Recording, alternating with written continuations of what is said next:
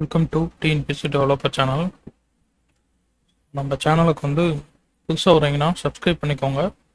Subscribe பண்ணிவிட்டு bell button click பண்ணிக்கோங்க. நம்ம வீடியோஸ் போடும்போது மிஸ் பண்ணாமல் பார்க்குறதுக்கு உங்களுக்கு நோட்டிஃபிகேஷன் வரும். நம்ம சேனலில் இந்த வீடியோவில் என்ன பார்க்கலாம்னா, TNPSC group 4 2024 exam next month நடக்கும்போது. ஸோ அந்த இன்னும் நமக்கு ஒரு கிட்டத்தட்ட ஒரு 20 டேஸ் தான் டைம் இருக்குது. அந்த 20 டேஸில் நம்ம எஃபெக்டிவாக ரிவிஷன் பண்ண வேண்டியது 15 டேஸ் மட்டும்தான் இருக்கும். ஸோ 15 டேஸ் தான் நம்ம கரெக்டாக யூட்டிலைஸ் பண்ணுற மாதிரி இருக்கும். அந்த 15 டேஸ் நம்ம எப்படி ரிவிஷன் பண்ணோம், ஆல்ரெடி நீ எல்லாமே படிச்சிருப்போம். ஆனால் அது ரிவிஷன் பண்ண டைம் இருக்காது. ஸோ அதனாலே படித்த கொஸ்டினுக்குமே நம்மளால் கரெக்டாக ஆன்சர் பண்ண முடியாத போகும். ஸோ இது இந்த இஷ்யூ நிறைய பேருக்கு இருக்கும். ஸோ அதனால் நம்ம எப்படி ரிவிஷன் பண்ணலாம், என்னென்ன டாபிக்ஸ் ரிவிஷன் பண்ணால் நம்ம கொஸ்டின்ஸ் ஏரியா அதிகமாக வரும் அந்த ரிவிஷன் பண்ணுறதுலேருந்து அப்படிங்கிறத பற்றி தான் நம்ம ஓவராலாக பார்க்க போகிறோம். இதில் நம்ம இதில் சொல்லக்கூடியதெல்லாம் நம்ம ரிவிஷன் பண்ணோம்னாலே நமக்கு 180+ குரூப் 4 நம்ம எடுக்கலாம். ஆனால் இதை நம்ம ரிவிஷன் பண்ணணும். ஸோ நம்ம உட்காந்து 15 டேஸ் நம்ம ஃபுல் எஃபோர்ட் போட்டோம்னா நம்ம ஈஸியாக 180+ங்கிறது கண்டிப்பாக ரீச் பண்ண முடியும். நம்ம ஜென்ரல் தமிழ் அப்புறம் ஜென்ரல் ஸ்டடீஸ், ஸோ ரெண்டாக பிரித்து பார்ப்போம். நெக்ஸ்ட்டு ஜென்ரல் தமிழ், நீங்கள் லாங்குவேஜ் எடுத்திங்கன்னா உங்களுக்கு எப்போவுமே அதில் 95+ கண்டிப்பாக வேணும். ஸோ அப்படி எடுத்திங்கன்னா மட்டும்தான் உங்களோட 180+ ரீச் பண்ண முடியும்.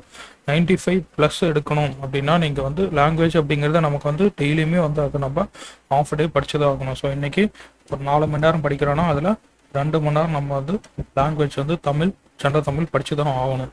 ஸோ 50% டைம் எப்பவுமே ஜென்ரல் தமிழ். ஸோ 15 நாளைக்கும் தமிழை ரிவிஷன் பண்ணிடுங்க.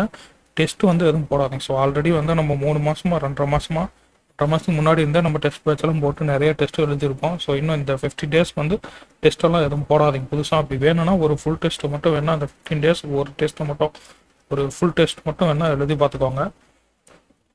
மற்றபடி இந்த யூனிட் டெஸ்ட்டு அந்த மாதிரி டெஸ்ட்டெல்லாம் எதுவுமே இப்போது எதுவும் எழுதி பார்க்காதீங்க.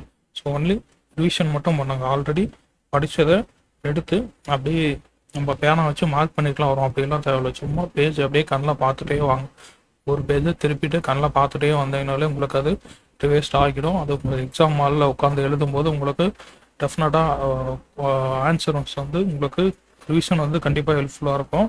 அதே மாதிரி நோ டிஸ்கஷன். ஸோ நிறைய பேர் டிஸ்கஸ் பண்ணி படிப்பீங்க. அந்த மாதிரி இருந்தீங்கன்னா டிஸ்கஷன்லாம் 15 டேஸ்க்கு டிஸ்கஷன்லாம் எதுவும் வேண்டாம். ஸோ டிஸ்கஷனோ இல்லை நீ இன்னொருத்தர்கிட்ட கொஸ்டின் கேட்குறதோ அவர் உங்ககிட்ட கொஸ்டின் கேட்குறதோ இந்த மாதிரிலாம் வேண்டாம். ஸோ இதெல்லாம் கேட்கும்போது உங்களுக்கு எதாவது கொஸ்டின் ஆன்சர் தெரியலனா அது உங்களை ரொம்ப டிமோட்டிவேட் ஆகி விட்டுரும். ஸோ அதனால் டிஸ்கஷனுங்கிறது கண்டிப்பாக இருக்கவே கூடாது இந்த 15 டேஸ்க்கு. ஸோ இதை மட்டும் ஜென்ரல் தமிழுக்கு ஃபாலோ பண்ணுங்கள். நம்ம 95+ ஜென்ரல் தமிழ் டார்கெட் வச்சுக்குவோம். அடுத்து நம்ம ஜிஎஸ் பார்த்தோம்னா 85+ ஜிஎஸ்ல நம்ம எடுக்கணும். ஸோ 180+க்கு 85+ எடுக்கணும். இந்த 85+ல நமக்கு 25 ஆப்டி வந்துடுது. ஸோ ரிமைனிங் இருக்கக்கூடிய 55+க்கு தான் நம்ம இந்த ஜிஎஸ் ஒரு 7, 5, 6 யூனிட் நம்ம படிக்க போகிறோம். அதுலேயும் நமக்கு ரொம்ப ப்ரிஃபரன்ஸ் கொடுத்து நம்ம படிக்கணும். முக்கியமான டாபிக்ஸ் எது அப்படிங்கிறது பார்த்து நம்ம படிப்போம். ஸோ ஃபஸ்ட்டு பார்த்தீங்கன்னா பாலிட்டி தான் நமக்கு முக்கியமான டாபிக். ஸோ ஜிஎஸ்ல ரொம்ப முக்கியமானது பாலிட்டி தான் ஃபஸ்ட்டு படிக்கணும். பாலிட்டியில் நமக்கு முக்கியமான நிறைய டாபிக்ஸ் இருக்கும். அதில் ரொம்ப முக்கியமானது கொஸ்டின்ஸ் வரக்கூடியது அப்படின்னு பார்த்தோம்னா முகவரை அப்படின்னு சொல்லக்கூடிய பிரியாம்பல், அப்புறம் அரசியலமைப்பு உருவாக்கம், அரசியல் நிர்ணய சபை, அப்புறம் அது எந்த நாடுகள்லேருந்து எந்தெந்த அம்சம் ஃபீச்சர்ஸ் எடுத்தாங்க அப்படின்னு சொல்லி ஒரு டேபிள் காலம் இருக்கும். இதுவும் ரொம்ப முக்கியமானது. அதுக்கப்புறம் அடிப்படை உரிமை, அடிப்படை கடமை. ஸோ அந்த அடிப்படை உரிமை ரொம்ப முக்கியமானது. இது நல்லா ரிவைஸ் பண்ணிக்கணும். ஆர்டிக்கல் இந்த அடிப்படை உரிமையிலிருந்து தான் வரும், ஃபண்டமெண்டல் ரைட்லேருந்து தான். அதுக்கப்புறம் ஃபண்டமெண்டல் டியூட்டிஸ் அடிப்படை கடமை, அதுக்கப்புறம் குடியுரிமை, லோக்பால், லோக் ஆயுக்தா. ஸோ இதெல்லாம் அமைப்புகள், லோக்பால், லோக் ஆயுக்தா. அதுக்கப்புறம் டிபிஎஸ்ன்னு சொல்லக்கூடிய அரசின் நெறிமுறை கோட்பாடு. இதில் சில முக்கியமான சரத்துகள் இருக்கும், அதை படிச்சுக்கணும். அப்புறம் கோர்ட், நீதிமன்றங்கள் படிக்கணும். ஸோ நீதிமன்றங்கள் வரும்போது உயர் நீதிமன்றம், உச்ச நீதிமன்றம், அப்புறம் கீழமை நீதிமன்றங்கள், ஸோ மாவட்ட நீதிமன்றங்கள். ஸோ இந்த நீதிமன்றங்களுடைய அந்த நீதிபதிகள் தலைமை நீதிபதிகள் எப்படி நியமனம் செய்யப்படுறாங்க, அவங்களுக்கான தகுதிகள் என்ன அப்படிங்கிறத மட்டும் நம்ம தெரிஞ்சுக்கலாம். அதுக்கப்புறம் ரிட்ஸு, நீதி புனராய்வு, நீதி பேராணை அப்படின்னு சொல்லக்கூடிய இது ரொம்ப முக்கியமானது. இதுவும் நம்ம தெளிவாக ரிவைஸ் பண்ணிக்கணும். அதுக்கப்புறம் பிரதமர், ஆளுநர். ஸோ இது ரெண்டும் நம்ம படிச்சிருவோம். அதுக்கப்புறம் வந்து பார்த்தோம்னா பாராளுமன்றம் சட்டமன்றம் வரும்போது நமக்கு பட்ஜெட் வந்து ரொம்ப முக்கியமானது. அதில் பண மசோதா, ஸோ அதுக்கான என்ன ஆர்டிக்கல், அப்புறம் எப்போ பண மசோதா கொண்டு வருவோம், எந்த அவையில் கொண்டு வருவோம், மேலவையா கீழவையா அப்படிங்கிறத பற்றி இந்த பட்ஜெட் பண மசோதா சம்மந்தப்பட்ட கண்டென்ட் வந்து ரிவிஷன் பண்ணிக்கோங்க. அதுக்கப்புறம் நெருக்கடி, எமர்ஜென்சி வந்து நமக்கு 3 எமர்ஜென்சி இருக்குது. ஸோ அந்த 3 எமர்ஜென்சியும் படிச்சுக்கோங்க. அது எப்பப்போ கொண்டு வருவாங்க, எப்பப்போ விளக்குவாங்க, அது எந்த வகையில் அதுக்கான தீர்மானம் கொண்டு வருவாங்க அப்படிங்கிறது ரிவிஷன் பண்ணிக்கோங்க. இதெல்லாம் வந்து சப்போஸ் ஸ்டேட்மெண்ட்டில் ஒரு 2 ஸ்டேட்மெண்ட் கொடுத்து சரியாக தவறான்னு கேட்டாங்கன்னா நமக்கு அங்கே கொஸ்டின்ஸ் வந்து இது படிச்சிருந்தோம்னா ஈஸியாக அங்கே ஆன்சர் பண்ண முடியும். அதுக்கப்புறம் உள்ளாட்சி வந்து ரொம்ப முக்கியமானது. ஸோ உள்ளாட்சியில் குழு அமைச்சிருப்பாங்க, ஒரு 4 5 குழு இருக்கும். அந்த குழுக்களை வந்து படிச்சுக்கோங்க. எந்த குழு எதுக்காக போடப்பட்டாங்க, அவங்களுடைய வருஷம், இது நல்லா தெளிவாக ரிவைஸ் பண்ணிக்கணும். அதுக்கப்புறம் கான்ஸ்டியூஷனல் நான் கான்ஸ்டியூஷனல் பாடிஸ் அப்படின்னு சொல்லக்கூடியது. ஸோ இதில் வந்து நிதி ஆணையம், அப்புறம் இந்த இங்கிலீஷில் என்ன சொல்லுவாங்கன்னா, இது வந்து உங்களுக்கு ஒரு டேபிளில் காலம் போட்டு நம்ம கொடுத்துருப்பாங்க. நீங்கள் ஆல்ரெடி நோட்ஸ் எடுத்து ரிவிஷன் தான் பண்ணியிருப்பீங்க, அப்படி தான் நம்புறேன், அப்படி தான் படிச்சிருப்பீங்கன்ட்டு. ஸோ அதனுடைய தலைவர் யார், அவங்களுடைய டேர்ம் என்ன, உங்களுக்கான கண்டிஷன்ஸ் என்ன, இவங்களுடைய ஒர்க்கிங் என்ன, இவங்களை யார் ரிமூவ் பண்ணுவாங்க. ஸோ இந்த மாதிரியான ஒரு 4 5 காலம் போட்டு நம்ம அதில் படிச்சிருப்போம். அந்த கான்ஸ்டியூஷனல் நான் கான்ஸ்டியூஷனல் பாடிஸ் இதுவும் வந்து ரொம்ப முக்கியமானது. இதுலேருந்து வந்து கொஸ்டின்ஸ் வரும். அதுக்கப்புறம் முக்கியமான சட்ட திருத்தங்கள், ஃபைனலாக வந்து முக்கியமான சட்ட திருத்தங்கள் வந்து படிச்சுக்கிட்டால் போதும். ஸோ இது மட்டும் பாலிட்டியல் படி ரிவைஸ் பண்ணிட்டீங்கன்னா போதும். இது ரிவைஸ் பண்ணால் நமக்கு ஒரு 2 நாள் இல்லை 3 நாள் ஆகும். அதாவது 2 நாள் இது வந்து ரிவைஸ் பண்ணிடலாம். 3 நாள் எடுத்துக்கோங்க. அதுக்கப்புறம் வந்து பார்த்தோம்னா நமக்கு வந்து ஐஎன்எம் தான். ஸோ ஐஎன்எம் பொறுத்த வரைக்கும் நம்ம வந்து 10th புக்கே போதும். நான் குரூப் 4 பொறுத்த வரைக்கும் நமக்கு 10th புக்கில் இருக்கிறதே போதும். ஐஎன்எம் 10th புக்கில் ஒரு லெசன் இருக்கும்.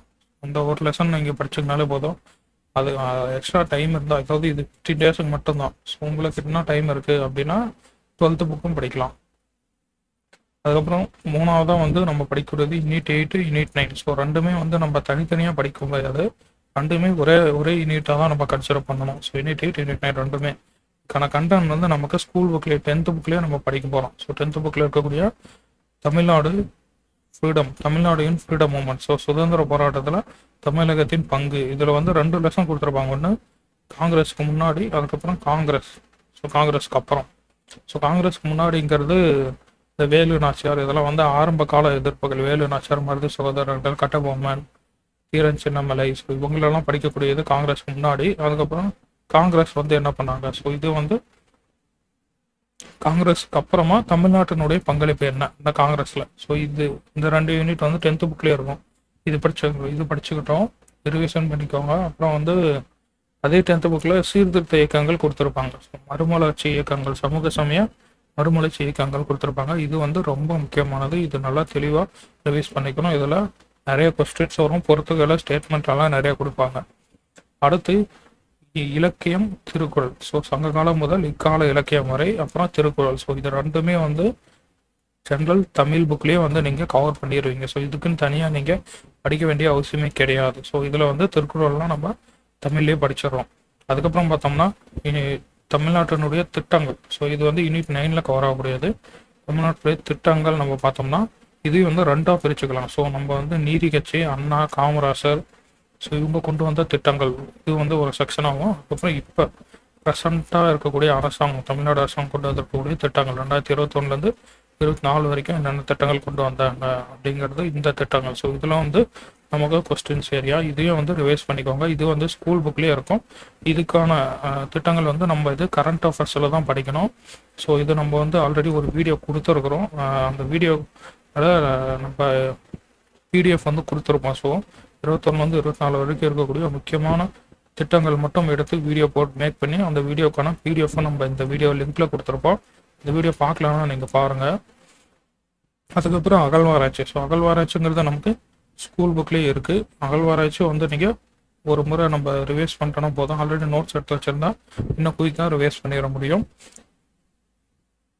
3ஆவது வந்து யூனிட் 8 யூனிட் 9. அதுக்கப்புறம் வந்து 4ஆவதாக டாபிக் பார்த்தீங்கன்னா ஹிஸ்ட்ரி தான். ஸோ இந்தியன் ஹிஸ்ட்ரி 4ஆவது வந்து இந்தியன் ஹிஸ்ட்ரி, அப்புறம் தமிழ்நாடு ரெண்டுமே இதில் வந்து கவர் ஆயிடும். இந்தியா அப்புறம் தமிழ்நாடு ஹிஸ்ட்ரி. ஸோ அந்த தமிழ்நாடு ஹிஸ்ட்ரிங்கிறது யூனிட் எயிட்டில் நம்ம கவர் ஆகக்கூடியது அங்கேயும் படிப்போம், இங்கேயும் கவர் ஆகும். ஸோ அதில் ஃபஸ்ட்டு நம்ம சிந்து சமவெளி வந்து ரொம்ப முடிச்சிக்கோம். இதுலேருந்து கண்டிப்பாக ஒரு கொஸ்டின் இருக்குது. சிந்து சமவெளி நல்லா தரவாக ரிவிஷன் பண்ணிடுங்க. அதுக்கப்புறம் குப்தர்கள், அப்புறம் டில்லி சுல்தான், முகலாயர். ஸோ இது வந்து கொஞ்சம் டைம் எடுக்கும். அதனால் வந்து இதில் என்னென்ன படிக்கலாம் அப்படிங்கிறத நான் சொல்லியிருக்கேன். குப்தர், தில்லி சுல்தான், முகலாயர், விஜயநகர அரசு, அப்புறம் சேர சோழ, பாண்டிய, பல்லவர்கள். ஸோ இந்த லெசன்ஸ் எல்லாம் வந்து நம்ம இது படித்தோம்னா இது ரொம்ப டைம் எடுக்கும் ரிவிஷன் பண்ண. இதில் வந்து என்ன எப்படி படிக்கலாம்னா, ஃபஸ்ட்டு இந்த அரசாங்கங்களுக்கான சான்றுகள்னு சொல்லி கொடுத்துருப்பாங்க. இந்த சான்றுலேயும் வந்து நமக்கு கல்வெட்டு, நாணயம், அப்புறம் இலக்கியங்கள், அப்புறம் கட்டடக்கலை, அவங்களுடைய காலத்தில் இருந்த கட்டடக்கலை. ஸோ இதெல்லாம் வந்து இந்த சான்றுகள் ஃபஸ்ட்டு கொடுத்துருக்கிற இந்த ஃபஸ்ட் லெசன் ஓப்பன் பண்ணதுமே ஃபஸ்ட்டு கொடுத்துருக்கக்கூடிய அந்த பேராகிராஃப்லேயே இதெல்லாம் கொடுத்துருப்பாங்க சான்றுகள் சொல்லி. ஸோ அதை வந்து இந்த டாபிக் எல்லாத்துலேயுமே நல்லா ரிவைஸ் பண்ணிக்கோங்க. அதுக்கப்புறம் உள்ளே வந்தீங்கன்னா நீங்கள் அரசர்கள் இதெல்லாம் படிப்பீங்க. அதுக்கப்புறம் நீங்கள் ஃபைனலாக வந்து பின்னாடி பார்த்தீங்கன்னா உங்களுடைய நிர்வாக பிரிவுகள்னு சொல்லி கொடுத்துருப்பாங்க. ஸோ அவங்களுடைய அட்மினிஸ்ட்ரேஷன் வந்து செக்ஷனில் அமைச்சர்கள் பற்றி கொடுத்துருப்பாங்க. ஸோ ஒவ்வொரு அமைச்சருக்கும் ஒவ்வொரு பேர் சொல்லுவாங்க. அவங்களுடைய முக்கியமான பணிகள் என்ன, அவங்களுக்கு என்ன அதிகாரங்கள் இருந்துச்சு. அமைச்சர் குழுவில் அந்த அமைச்சரோட பேர் மட்டும் தெரிஞ்சுக்கிட்டா போதும். அதுக்கப்புறமா வந்து வரி, டேக்ஸு ரொம்ப முக்கியமானது. ஸோ எந்தெந்த ஆட்சியாளர்கள் காலத்தில் என்னென்ன டேக்ஸ் வந்து வரி விதிச்சிருந்தாங்க, ஸோ அந்த வரிக்கான பேர் என்ன, அந்த வரி எவ்வளவு, இதை வந்து தெரிஞ்சுக்கணும். ஸோ அமைச்சர்கள் குழு, அதுக்கப்புறம் வரிகள், இது ரெண்டும் நம்ம படிச்சுக்கணும் நிர்வாக பிரிவில். அதே மாதிரி நிர்வாகங்கிறது பிரிச்சிருப்பாங்க. இப்போ மாநிலம், கூற்றம், நாடு, கிராமம், கிராமிக்கா, ஸோ இப்படிலாம் வந்து பிரிச்சிருப்பாங்க. இதையும் வந்து நம்ம இந்த நிர்வாக பிரிவையும் படிச்சுக்கணும், ரிவைஸ் பண்ணிக்கோங்க. அதுக்கப்புறம் கட்டடக்கலை, கட்டடக்கலையில் கோயில்கள். ஸோ ஒவ்வொருத்தருமே கோயில் கட்டியிருப்பாங்க. ஒவ்வொருத்தருக்கும் ஒரு தனி சிறப்பான கோயில் கட்டடக்கலை இருக்கும். பல்லவர்களுக்கு, சோழர்களுக்கு, பாண்டியர்களுக்கு, விஜயநகர அரசர்கள், அப்புறம் முகலாயர்கள், தில்லி சுல்தான், இவங்களெல்லாம் எடுத்தோம்னா கட்டடக்கலைங்கிறது கண்டிப்பாக முக்கியமானது. ஸோ இந்த கட்டடக்கலையை வந்து நம்ம கண்டிப்பாக ரிவிஷன் பண்ணி ஆகணும். அதுக்கப்புறம் இலக்கியம். ஸோ யாருடைய காலத்தில் என்னென்ன இலக்கியம் எழுதப்பட்டது, அந்த இலக்கியங்கள் சில பேர் மன்னர்களே நிறைய மன்னர்கள் இலக்கியம் நூல் எழுதியிருப்பாங்க. அந்த நூலுடைய பேர்லாம் வந்து நல்லா ரிவைஸ் பண்ணிக்கோங்க. ஸோ இந்த ஏரியா நம்ம எல்லாமே ரிவைஷன் பண்ண முடியாது, டைம் இருக்காது. அட்லீஸ்ட் இந்த கண்டென்ட்டை மட்டும் ரிவைஸ் பண்ணதுனால நமக்கு கொஸ்டின்ஸ் வந்து மேக்ஸிமம் அட்டன் பண்ண முடியும். இதுக்கப்புறம் வந்து நம்ம குரூப் 4ங்கிறதுனால சயின்ஸுக்கு வந்து முக்கியத்துவம் கொடுத்து படிக்கலாம். சயின்ஸில் நமக்கு ஃபிசிக்ஸ், கெமிஸ்ட்ரி, பயாலஜி. இந்த பயாலஜிங்கிறதுக்கு பதிலாக சுவாலஜின்னு நம்ம வச்சுப்போம். பாட்னி நமக்கு தேவையில்லை, சுவாலஜி மட்டும் எடுத்துப்போம். ஃபிசிக்ஸில் பார்த்தோம்னா விசை, இயக்கம், ஆற்றல், வெப்பம், ஒளி. ஸோ ரெண்டு ஒளியும் நமக்கு முக்கியமானது. ஸோ ஃபிசிக்ஸில் இது படிச்சுட்டு கெமிஸ்ட்ரியில் பார்த்தோம்னா அமிலம், காரம், உப்பு. இது வந்து கொஸ்டின்ஸ் கண்டிப்பாக இருக்குது. அதுக்கப்புறம் உரங்களில் கொஸ்டின் இருக்கும், பூச்சிக்கொல்லி. ஸோ உரம், பூச்சிக்கொல்லி, இது ரெண்டுலேருந்து ஒரு கொஸ்டின் கண்டிப்பாக இருக்கும். ஸோ இதான் 5 டாபிக் கெமிஸ்ட்ரியில் பார்த்துட்டு ஜுவாலஜியில் பார்த்தோம்னா மரபியல், அப்புறம் நோய்கள். ஸோ இது ரெண்டும் பார்த்தோம்னா போதும். இது கூட விட்டமின் முடிஞ்சால் பார்த்துக்கோங்க. விட்டமின்கள் வந்து அதனுடைய வகைப்பாடு கொடுத்துருப்பாங்க. ஸோ அந்த விட்டமின்கள் பற்றி படிச்சுக்கோங்க. மரபியல், நோய்கள், விட்டமின்கள், இது படித்தோம்னா போதும். ஸோ சயின்ஸுக்கு வந்து இது வந்து இனஃப். ரிவிஷன் பண்ணால் 15 டேஸில் இது ரிவிஷன் பண்ணால் கரெக்டாக இருக்கும். அதுக்கப்புறம் எக்கனாமிக்ஸ். சயின்ஸுக்கு அப்புறம் எக்கனாமிக்ஸில் நம்ம பார்க்குறப்போ மக்கள் தொகை நம்ம வந்து ஃபஸ்ட்டு படிக்கணும். ஸோ எக்கனாமிக்ஸில் வரப்போ நமக்கு ரொம்ப முக்கியமானது மக்கள் தொகை தான். அதுக்கப்புறம் வந்து திட்டங்கள். ஸோ வறுமை ஒழிப்பு, கல்வி, வேலை வாய்ப்புக்கான திட்டங்கள் கொடுத்துருப்பாங்க. இதில் நம்ம தமிழ்நாடு அரசு திட்டங்கள் ஆல்ரெடி யூனிட் 9ல் வந்து கவர் பண்ணியிருப்போம். இதில் வந்து மத்திய அரசு கொண்டு வந்த திட்டங்கள் வந்து படிக்கணும். அதுக்கப்புறம் 5 ஆண்டு திட்டங்கள் ரொம்ப முக்கியமானது. இதையும் நல்லா தெளிவாக ரிவைஸ் பண்ணிடணும். அதுக்கப்புறம் நிதி ஆயோக் திட்டக்குழு ரெண்டும். அப்புறம் ஃபினான்ஸ் கமிஷன். இந்த ஃபினான்ஸ் கமிஷன் நம்ம பாலிட்டிலேயே படிச்சிருப்போம், இங்கேயும் ரிவைஸ் பண்ணிடுங்க. அதுக்கப்புறம் ஆர்பிஐ முக்கியமானது. அப்புறம் பணவியல், நிதி கொள்கை. ஸோ ப்ளஸ் ஜிஎஸ்டி, அவ்வளோதான். இது மட்டும் இங்கே எக்கனாமிக்ஸில் ரிவைஸ் பண்ணால் போதும். ஸோ அது கூட வேளாண் புரட்சி அப்படின்னு சொல்லக்கூடிய அந்த என்னென்ன புரட்சி, அது அந்த கலர் கோடு இருக்கும். ஸோ அது ஒன்று படிச்சுக்கோங்க. அதுக்கப்புறம் எக்கனாமிக்ஸ் 11th புக்கில் வந்து நமக்கு அந்த மனித வள மேம்பாட்டு குறியீடு கொடுத்துருப்பாங்க, HDI. ஸோ இதுவும் ஒரு முறை ரிவைஸ் பண்ணிக்கோங்க. இது ஆல்ரெடி யூனிட் 9லேயே வந்து கவர் ஆகக்கூடியது, மனிதவள மேம்பாடு. இதையும் ஒரு ரிவிஷன் பண்ணிக்கோங்க. எக்கனாமிக்ஸ் பொறுத்த வரைக்கும் இவ்வளோதான் முக்கியமானது. அப்புறம் ஃபைனலாக நீங்கள் ஜியாகிரஃபி வச்சுக்கோங்க. ஸோ ஃபைனலாக ஜியாகிரஃபி வச்சிங்கன்னா ஜியாகிரஃபியில் நமக்கு 10th புக்லேயே கவர் ஆகிடும். இந்தியா, தமிழ்நாடு, 2 ஜியாகிரஃபியும் 10th புக்கில் தான் இருக்குது. 10th ஒரு புக்கே போதும். அதில் ஆறு, மலை, கனிம வளம், பருவக்காற்று, தேசிய பூங்கா, உயிர்க்கோள காப்பகம், வனவிலங்கு சரணாலயம், ஈரநிலங்கள், ராம்சர் நிலங்கள். ஸோ இந்த ஏரியாஸ் மட்டும் நம்ம பார்த்தா போதும். ஆறுகள், அப்புறம் கனிம வளம், மலை. ஸோ இதிலிருந்தே நம்ம கொஸ்டின் வந்துடும். இது போக இந்த வேற எங்கிட்ட இருக்கணும்னா இந்த வனவிலங்கு சரணாலயம், தேசிய பூங்காக்கள்ல இருந்து கொஸ்டின் கொடுப்பாங்க. இது நல்லா படிச்சுக்கோங்க. இதெல்லாம் 10th புக்லேயே கவர் ஆகிடும் இந்த ஜியாகிரஃபி எல்லாமே. அடுத்து லாஸ்ட்டாக வந்து current affairs.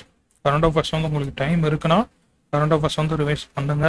Current அஃபேர்ஸில் maximum Tamil Nadu ரிலேட்டடான கரண்ட் அஃபேர்ஸு, அப்புறம் விருதுகள், புக்கு, டேஸ், முக்கியமான தினங்கள், அப்புறம் முக்கியமான நபர்கள், விளையாட்டு. ஸோ இந்த டாபிக் மட்டும் ரிவைஸ் பண்ணால் போதும். இதில் நம்ம ஆல்ரெடி கரண்ட் அஃபேர்ஸ் வந்து ஜனவரி பிப்ரவரி 2024க்கான கரண்ட் அஃபேர்ஸ் வந்து சம்மரைஸ் பண்ணி கொடுத்துருப்போம். ஒரு 5 பேஜ் தான் இருக்கும். இந்த கரண்ட் அஃபேர்ஸ் 5 பேஜ் தான் இருக்கும். இந்த டாபிக் வைஸ் இருக்கும். Tamil Nadu appointment, science and technology, books, awards, இந்த மாதிரி டாபிக் வைஸ் பிரித்து நம்ம கொடுத்துருக்கோம். முக்கியமான கரண்ட் அஃபேர்ஸ் மட்டும் ஜனவரி அப்புறம் பிப்ரவரி ரெண்டுமே கொடுத்துருப்போம். அதுக்கான பிடிஎஃப்பும் வந்து அந்த வீடியோ லிங்க்கில் இருக்கும். என்ன டவுன்லோட் பண்ணி படிங்க, அது ரிவைஸ் பண்ணிக்கலாம். ஒரு அரை மணி நேரத்தில் ரெண்டுமே வந்து ரிவைஸ் பண்ணிட முடியும். ஓகே, அது வரைக்கும் வந்து நம்ம ஜிஎஸ் எல்லாமே பார்த்தாச்சு. ஸோ ஜிஎஸ் வந்து இந்த ஆர்டரில் படிச்சுக்கோங்க. இதுக்கப்புறம் நீங்கள் வந்து ஆப்டிடியூட் கண்டிப்பாக படிச்சு தான் ஆகணும். ஸோ ஆப்டிடியூட் வந்து டெய்லி ஒரு டாபிக் அப்படின்னு எடுத்து ரிவைஸ் பண்ண பாருங்கள். டெய்லி ஒரு டாபிக்னு எடுத்து ரிவைஸ் பண்ணும்போது நம்ம ஆப்டிடியூட் வந்து ஈஸியாக நல்லா பொறுமையாகவே ரிவைஸ் பண்ணலாம். நம்ம சும்மா அதாவது சம்மெல்லாம் இப்போ புதுசான சம்மெல்லாம் எடுத்து சால்வ் பண்ணிட்டு இருக்காண்டா. ஆல்ரெடி நீங்கள் சால்வ் பண்ணி எல்லாம் மார்க் பண்ணி வச்சுருப்பீங்க. அதை எடுத்து கொஸ்டின்ஸ் பாருங்கள். அந்த சம்மை எப்படி சால்வ் பண்ணணும் அப்படிங்கிற அந்த மெத்தட்ஸ் வந்து ஞாபகம் வருதா?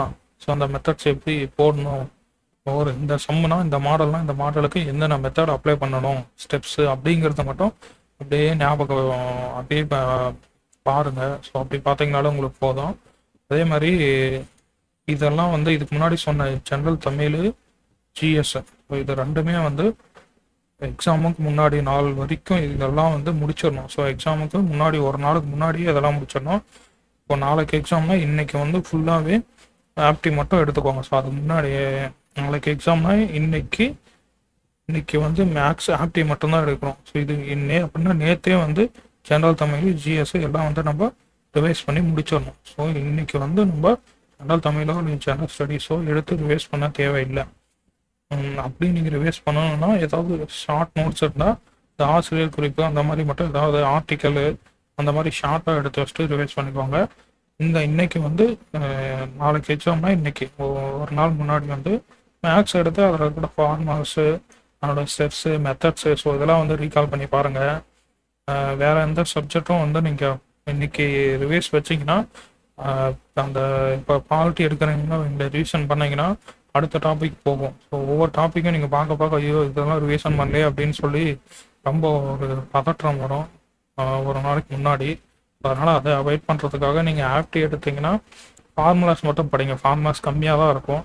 ஆல்ரெடி படித்தது அது நல்லா படித்தது ரிவைஸ் பண்ணும்போது நமக்கு, ஏன்னா 25 கொஸ்டின் மேக்ஸில் வீக்காக இருந்தீங்கன்னா லாஸ்ட் டே வந்து நீங்கள் மேக்ஸ் ஆப்டி ரிவைஸ் பண்ணிட்டு போனீங்கன்னா உங்களுக்கு அங்கே எக்ஸாம் ஹாலில் வந்து ஈஸியாக குயிக்காக சால்வ் பண்ண முடியும். ஏன்னா எக்ஸாம் ஹாலில் இப்போ ஏதாவது சம் வந்து சால்வ் பண்ண முடியலை அப்படின்னா ரொம்ப டைம் எடுக்கும். ஸோ அந்த மாதிரி டைமில் நீங்கள் நல்லா லாஸ்ட்டு முன்னாடி ஒரு நாள் மேக்ஸை மட்டும் நல்லா ஃபார்முலாஸு, ஸ்டெப்ஸு, மெத்தட்ஸ் எல்லாம் நல்லா ரீகால் பண்ணிட்டு போயிட்டிங்கன்னா அங்கே டைம் வந்து கன்சியூம் ஆகும் எக்ஸாம் ஹாலில். ஸோ மேக்ஸ் வந்து கடன்னு போட்டிங்கன்னா நீங்கள் மற்ற ஜிஎஸ் கொஸ்டினை நீங்கள் யோசனை பண்ணி கூட போட்டுக்கலாம்.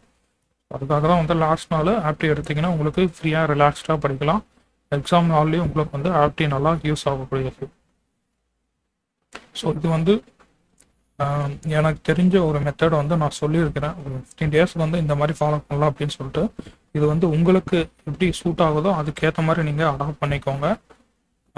ஏன்னா கடைசியாக எக்ஸாம் ஹாலில் உட்காந்து எக்ஸாம் எழுத போகிறது நீங்கள் தான். இங்கே நான் வந்து ஒரு மெத்தட் கொடுத்தாலும் உங்களுக்கு அது சூட் ஆகினா மட்டும்தான் உங்களால் எழுத முடியும். ஸோ உங்களுக்கு இது செட் ஆகலைங்கிறப்போ நீங்கள் ஆல்ரெடி ஃபாலோ பண்ணிகிட்டு இருக்க மெத்தடே நீங்கள் அடாப்ட் பண்ணி ஃபாலோ பண்ணுங்கள். ஸோ நம்ம எப்படி படித்தாலும் ஃபைனலாக நமக்கு வந்து மார்க் வருதா அப்படிங்கிறது தான் நம்ம முக்கியம். ஓகே, இது வரைக்கும் நம்ம சொன்ன இந்த டாபிக்ஸ், இந்த யூனிட்ஸ் எல்லாம் உங்களுக்கு பிடிச்சிருக்கு அப்படின்னா, இல்லை கொஞ்சம் ஹெல்ப்ஃபுல்லாக இருக்கும் அப்படின்னா நீங்கள் கமெண்ட் பண்ணுங்கள், லைக் பண்ணுங்கள், வீடியோஸ் வந்து ஃப்ரெண்ட்ஸோட ஷேர் பண்ணி கொடுங்க. நம்ம இன்னொரு வீடியோவில் நம்ம பார்ப்போம்.